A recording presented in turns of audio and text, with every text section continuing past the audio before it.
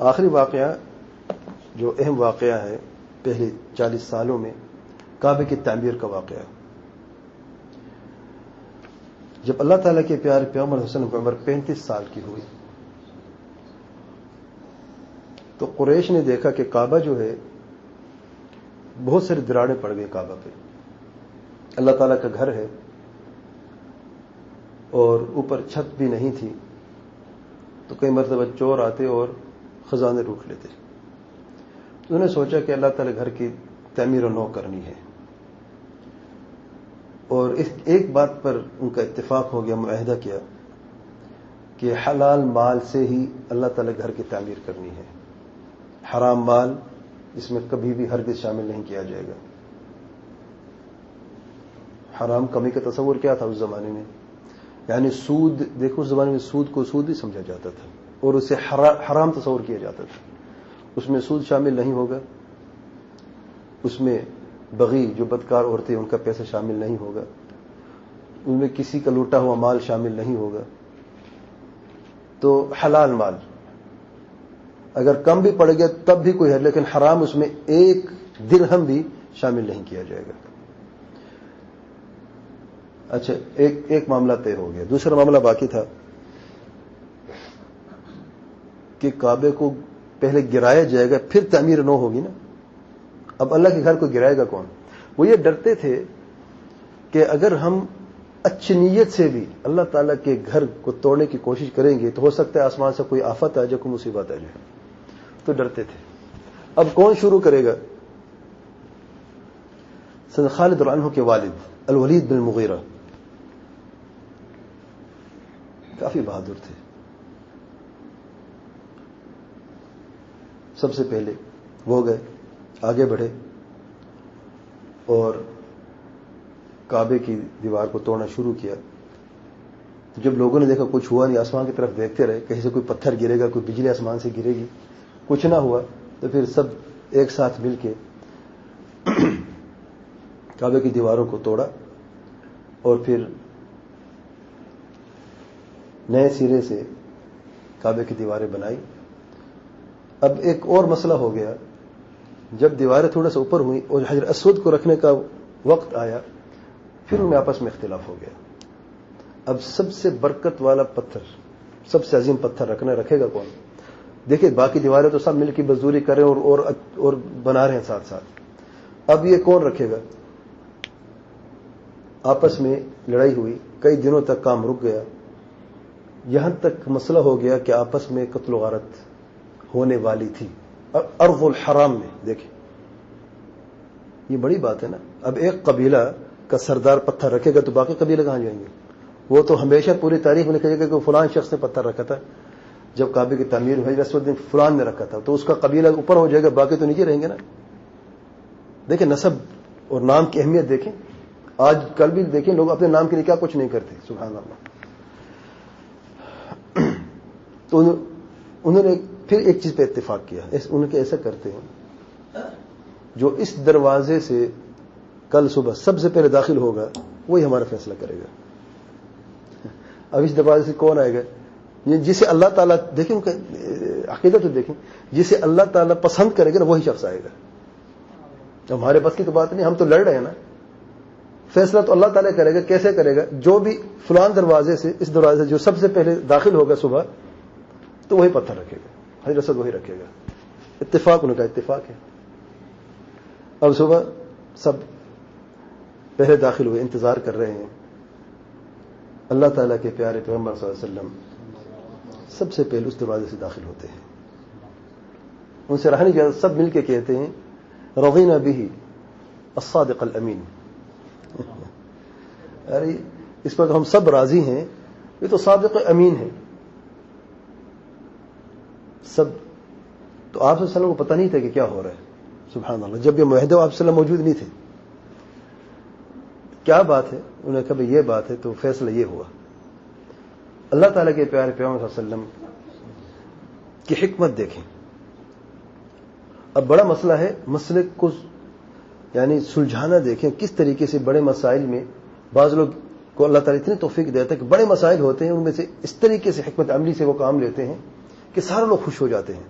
ان کو توقع تک نہیں ہوتا. اگر آپ سے اٹھا کے اپنے ہاتھ سے رکھ دیتے سب راضی ہو جاتے. لیکن اس سے بہتر کوئی اور عمل تھا تو کسی کے ذہن میں نہیں آ سکتے. سبحان اللہ. اللہ کے پیارے پیغمبر صلی اللہ علیہ وسلم نے فرمایا چادر لے کے آؤ. چادر بھی چاہیے, سفید چادر لے کے آئے. اللہ تعالیٰ کے پیارے پیغمبر صلی اللہ علیہ وسلم اپنے دستے مبارک سے اس حجر اسود کو اس چادر پہ رکھا اور جتنے بھی قبیلوں کے سردار تھے سب کو بلایا اور کہا اس چادر کو پکڑو اور اسے اوپر کرو. سب نے پکڑا چادر کو اوپر کیا. جب حجر اسود کی جگہ کے قریب لے کے گئے تو اللہ کے پیارے پیغمبر صلی اللہ علیہ وسلم نے اپنے دستے مبارک سے حجر اسود کو اٹھایا اور اپنی مقرر جگہ پہ رکھ دیا. اس طریقے سے سارے سردار بھی شامل تھے, سارے بھی خوش تھے اور پھر سے ایک دوسرے کے ساتھ یعنی جو رنجش تھی لڑنے والے تھے وہ ساری اس چھوٹے سے کام سے جو سارے دور ہو گئے. سبحان اللہ. کعبے کی تعمیر کا ایک اور مسئلہ ہو گیا. جب حجر اسود بھی رکھ دیا پھر دیواریں قائم کی تو حلال پیسے کم ہو گئے. ایک اور مسئلہ. اب کیا کیا جائے؟ اب یہ تو وعدہ کر چکے حرام ایک درہم نہیں لگائیں گے. اب کیا کریں؟ تو مشورہ ہوا کہ جو شمالی دیوار ہے اس دیوار کو ہی ہم چھوڑ دیتے ہیں اور آگے نہیں بڑھا. شمال کی طرف کعبے کی تعمیر جو روک دیتے ہیں کیونکہ جنوب سے مشرق مغرب سے بنا چکے تھے. اب آگے کرنا تھا, حلال مال کم ہو گیا تو انہوں نے کہا کہ کعبے کا کچھ حصہ ہم سکپ کر جاتے ہیں, چھوڑ دیتے ہیں اور وہاں تک نشان لگا دیتے ہیں کہ یہ کعبے کا حصہ ہے تاکہ لوگ اس کے اندر سے طواف نہ کریں. کیونکہ طواف مکمل کعبے کا ہوتا ہے نا. اگر اس کے اندر سے ہوگا تو مطلب کعبے کے اندر سے ہو تو مکمل کعبے کا طواف نہ ہوا. تو وہاں پر ایک نشانی لگا دی گئی اور اسے حطیم حجر اسماعیل کہا جاتا ہے. آج بھی وہ جگہ موجود ہے. اور جو شمالی دیوار تھی جو حطیم حجر اسماعیل کی طرف سے ہے اس دیوار کو یعنی کم کر دیا اور پھر دیواریں اوپر کر لی اور چھت بھی ڈال دی اور 6 ستون کعبے کے اندر رکھ دیے اور چھت بھی ڈال دی. اس طریقے سے کعبے کی تعمیر ہوئی اور اللہ تعالیٰ کے پیارے پیغمبر صلی اللہ علیہ وسلم یہ زندگی کے جو پہلے 35 سال تھے اس طریقے سے گزرے. اگلی چند سالوں میں اللہ کے پیارے پیغمبر صلی اللہ علیہ وسلم جو ہیں بلکہ اس پورے یعنی وقت میں اللہ تعالیٰ نے اپنے پیارے پیغمبر صلی اللہ علیہ وسلم کی حفاظت کی. یعنی جوانی بھی تھی, آپ صلی اللہ علیہ وسلم ٹین ایج سے بھی گزرے اور یعنی جوانی کی ابتدائی وقت یعنی کافی مشکل وقت ہوتا ہے. آپ صلی اللہ علیہ وسلم فرماتے ہیں کہ اپنے دوست سے جو بکرے چرائے کرتے تھے تو ایک مرتبہ کسی کی شادی تھی مکہ میں تو میرا دل بھی کیا کہ میں بھی جاؤں ان میں شامل ہو جاؤں. شادی میں کیا ہوتا ہے شرابیں پیتے تھے اور ناچ گانا ہوتا تھا. تو اللہ کے پیارے پیغمبر صلی اللہ علیہ وسلم فرماتے میرا دل بھی کہا ایک مرتبہ میں بھی جا کے شامل ہوں. تو میں نے اپنے دوست سے کہا آپ ذرا بیٹھیں رکھوالی کریں میں وہاں سے ہو کے آتا ہوں. آپ صلی اللہ علیہ وسلم فرماتے جب میں وہاں پہ گیا قریب ہوا کچھ گانے کی آواز آ رہی تھی تو میں نے کہا میں بھی شامل ہو جاؤں. میں جب قریب گیا بیٹھا مجھے نیند آ گئی اور صبح فجر کی دھوپ سے مجھے جاگ گئی. میں دیکھا کوئی کچھ بھی نہیں تھا, سب چلے گئے تھے. اللہ تعالیٰ نے حفاظت کی اپنے پیارے پیغمبر صلی اللہ علیہ وسلم کی تاکہ کوئی یہ نہ کہہ سکے بعد میں ارے یہ تو کیسا نبی ہے یہ تو گانے سنتا تھا. تو اللہ تعالیٰ نے پہلے سے حفاظت کی. آپ سے فرمایا دوسری مرتبہ بھی کچھ عرصے کے بعد پھر میرا دل کیا کسی شادی پہ جو اس طریقے سے پھر عین وہی کچھ ہوا جو پہلے ہوا تھا. پھر آپ صلی اللہ علیہ وسلم خود محفوظ ہو گئے. اس میں کوئی وجہ تھی سبحان اللہ پتہ نہیں تھا ہو کیا رہا ہے. اکثر آسمان کی طرف دیکھتے رات کی تاریکیوں میں تاروں کی طرف دیکھتے اور یہ وسیع آسمان جہاں تک نگاہ جاتی ہے یہ آسمان جا رہا ہے اسے پیدا کس نے کیا ہے؟ میرا رب جس نے مجھے پیدا کیا ہے اس آسمان کو پیدا کرنے والا ہے, چمکتے ہوئے تاروں کو پیدا کرنے والا ہے, اس ہموار زمین کو پیدا کرنے والا ہے. وہ ہم سے چاہتا کیا ہے؟ الم یجد کا ضالا فہدی, راہ راست سے ہٹے ہوئے تھے, تلاش میں تھے راہ راست کے. اللہ تعالیٰ نے مجھے کیوں پیدا کیا ہے؟ سوال تھے. میں اس دنیا میں کیوں آیا ہوں؟ سوال ہے. ہم نے کبھی سوچا ہم اس دنیا میں کیوں آئے ہیں؟ کبھی آپ نے سوال کیا ہے؟ ہم نے سوال وہ کرتا ہے جس کے دل میں تڑپ ہوتی ہے, جو اپنے آپ کو پہچانتا ہے کہ میری پہچان کیا ہے.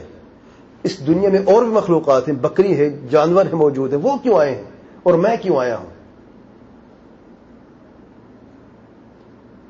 کافی سوالات تھے. وقت گزرتا گیا، یہاں تک کہ اللہ کے پیارے پیغمبر صلی اللہ علیہ وسلم بعض راتیں جو ہیں، ایک خاص مقرر غار تھی، غار حرا کے نام سے معروف ہے، بعض راتیں وہاں پر جاتے تھے، وہیں پہ رات گزارتے تھے،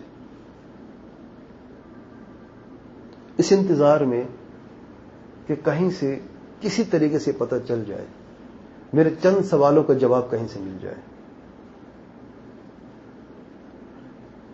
اللہ تعالیٰ نے جب اللہ کے پیارے پیغمبر صلی اللہ علیہ وسلم کی عمر 40 سال کی ہوئی، اپنے پیارے فرشتے جبریل علیہ السلام کو بھیجتے ہیں، اور وحی، پہلی وحی اللہ تعالیٰ کے پیارے پیغمبر صلی اللہ علیہ وسلم پر نازل ہوتی ہے۔ یہ کون سی وحی تھی اور اللہ کے پیارے پیغمبر صلی اللہ علیہ وسلم کو نبوت کیسے ملی؟ وہ کون سا دن تھا؟ وہ کیا وقت تھا؟ اللہ کے پیارے پیغمبر صلی اللہ علیہ وسلم نے اس وقت کیا کیا؟